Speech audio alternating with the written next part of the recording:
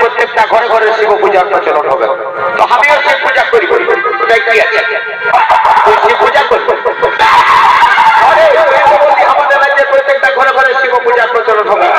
তো আমিও শিব পূজা করি, শিব পূজা করবো।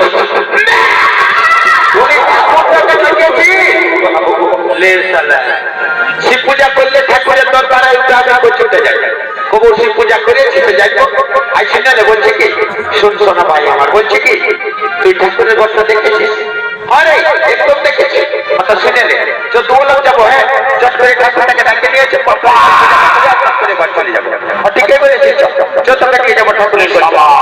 আচ্ছা বিপদে পড়ে গেলি দিদি বাবা, আমাকে পাঠাটা গেলি বাবা, এগো এটা কি কথাটাই বাইরাতে নাই দিচ্ছে গো।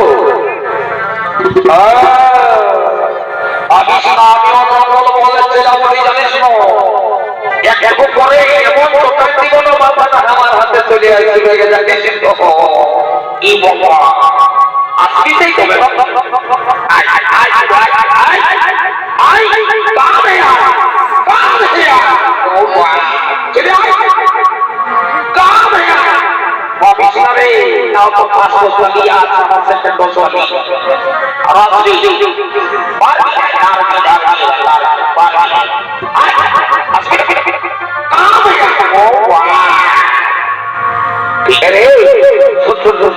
জলদি করে ঠাকুরটাকে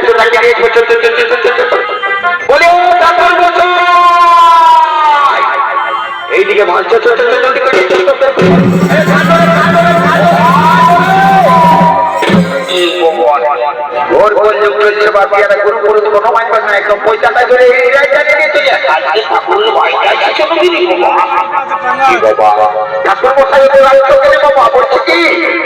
আমাদের মহারাজের আদেশ, আমাদের রাজ্যের প্রত্যেকটা ঘরে ঘরে শিব পূজার প্রচলন হবে। তো শিব পূজাটা করে দিবে আর রাজা ঘরের একটা দর হলে একটা পাঠাটা চড়াই দিবে আর বলি হবে, তখন মাথাটা নিয়ে ঘর থেকে উঠে যাবে। ও এটার জন্য বলবো না জানবো কত ভিতরে। আরে শোন বলছে কি, তো তোরাও শিব পূজা করবি? বাবা ঠাকুরে কি বুঝলে রে? বললি আমাদের রাজ্যের প্রত্যেকটা ঘরে ঘরে শিব পূজা হবে, তো বলছে তোরাও শিব পূজা করবি? রে বলছে কি, শিব পূজা যে তোরা করবি তো তোরা উপাস করেছিস? আরে ওটা উপাস করেছিস কখন রে শালা? এককাল পরে কমিটি দেখতে নিয়ে গেল, জানিস না, গায়ে দিয়ে মাংস ভাত 3 বার ঢুকাই দিল। আমি এখন আগে দোকানটা একবার দিয়ে দিলি, তো কি করে শিব পূজা করবি? আর শোন না, ঠাকুরকে বলে দেবো আমরা উপাস করেছি। ঠাকুর কোনো দেখতে এসেছে, মন চাঙ্গা তো কোথাও না। ঠিকই বলেছিস, বলি ও ঠাকুর মশাই কি হলো বাবা, তোরা কাছে যাচ্ছে, তোরা উপাস করেছিস না? তোরা উধারে যায় গুজরাট বছর কি করছিস বাবা?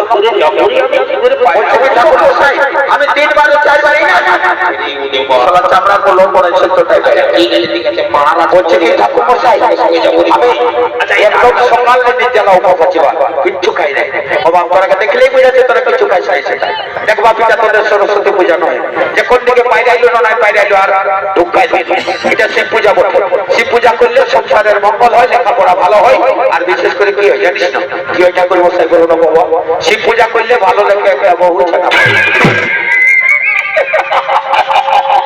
বাইরে ঠাকুর যেটা বললো না বৈশাখ মাসটা তো পড়েই যাইছে কোন রকম যদি ঘটে যায় না চট লগন পড়িয়া পাই করে দেবে বারে ছোট ভাই আমার তুই আমার ছোটটা হয় শিব পূজা আমি করলে বড়টা হয়ে বসে বসে বাস শুনিব আমিও শিব পূজা করি অত দোলে বসে পূজা করে জলদি করে তোদের মহারাজকে ডাকে নিয়ে চেষ্টা করে পাশে বসা দেখছিস না কত বেলা হয়ে গেল জলদি করে ডাকে নিয়ে ঠাকুর মশাই আপনি বসুন বলে তাড়াতাড়ি চলুন ঠাকুর মশাই এসে গেছেন তাড়াতাড়ি চলুন বাবা তোরাও শিব পূজা করবি বুঝলি না ওই ঠাকুর মশাই ফুলগুলা দিয়েছে না বাবা দাও ফুলগুলা দাও ফুলগুলা দাও আমি যে মন্ত্রটা বলবো সেই মন্ত্রটা একসঙ্গে সবাই বলবো বাবা তাড়াতাড়ি পূজাটা শুরু করবো বাবা সবাই সূর্যটা উঠবে লা বলো মহাদেব মহাদেব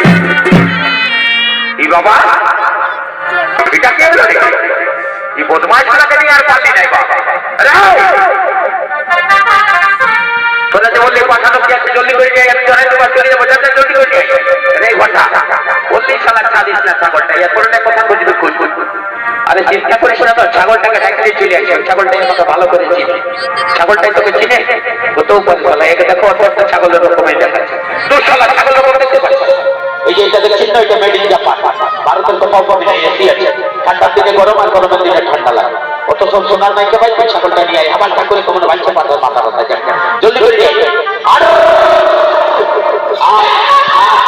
বোকা বেলা পালা পাবো আয়